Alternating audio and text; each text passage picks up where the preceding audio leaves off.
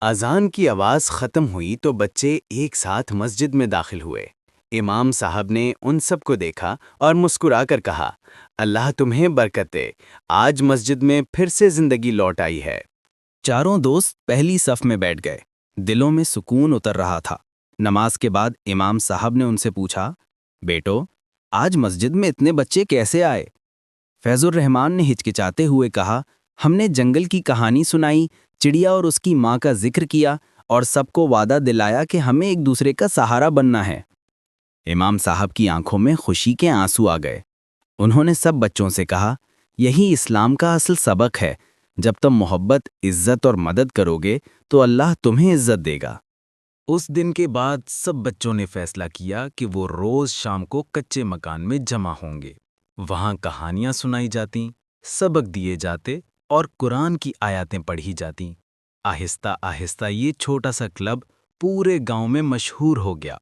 عبدالرافع اکثر جھاڑو لگاتا اور کہتا، صفائی ایمان کا حصہ ہے، ہم سب کو اپنے کلب کو پاکیزہ رکھنا ہے۔ فیض الرحمان کہانیاں لکھ کر سناتا تاکہ سب کو سبق ملے۔ طوطا بچوں کو ہنساتا اور کبوتر ہمیشہ امن اور سکون کی باتیں کرتا۔ شروع میں بڑوں نے زیادہ دھیان نہیں دیا، مگر جب انہوں نے دیکھا کہ ان کے بچے گالیوں کی بجائے دعائیں سیکھنے لگے ہیں، کھیل کود میں ایک دوسرے کو دھکا دینے کی بجائے مدد کرنے لگے ہیں، تو وہ حیران رہ گئے۔ ایک دن ایک بزرگ نے کہا، یہ بچے ہمیں بھی سبق سکھا رہے ہیں، ہم نے اپنی زندگیوں میں غفلت کی مگر یہ نیک بیج بو رہے ہیں۔ گاؤں کے مرد بھی آہستہ آہستہ مسجد کا رخ کرنے لگے۔ جو دکانیں رات گئے تک موبائل کی وجہ سے کھلی رہتی تھیں وہ وقت پر بند ہونے لگیں۔ گھروں میں قہقہے اور سکون واپس آ گیا۔ کچے مکان میں صرف کہانیاں نہیں ہوتیں بلکہ بچے ایک دوسرے کو سبق بھی دیتے۔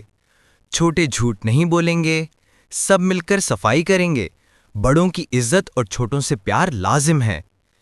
چند دنوں میں کلب ایک خوبصورت مثال بن گیا۔ دوسرے گاؤں کے بچے بھی آنے لگے۔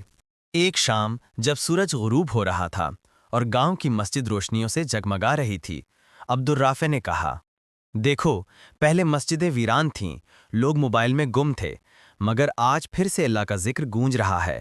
یہ سب ہمارے ایک چھوٹے قدم سے شروع ہوا۔ فیض الرحمان نے آسمان کی طرف دیکھ کر کہا، اللہ چاہے تو یہ کلب صرف گاؤں ہی نہیں بلکہ پورے علاقے کو بدل سکتا ہے۔ طوطا خوشی سے بولا، ہاں، جب ہم سب ایک ساتھ ہوں گے تو کوئی مشکل بڑی نہیں ہوگی۔ کبوتر نے دھلے سے کہا، یہ تو ابھی شروعات ہے، اصل سفر تو آگے ہے۔ بچے ہنسنے لگے لیکن ان کے دل میں ایک نئی روشنی اور امید جل چکی تھی۔ یوں ایک چھوٹا سا کلب ایک بڑے انقلاب کی بنیاد بن گیا۔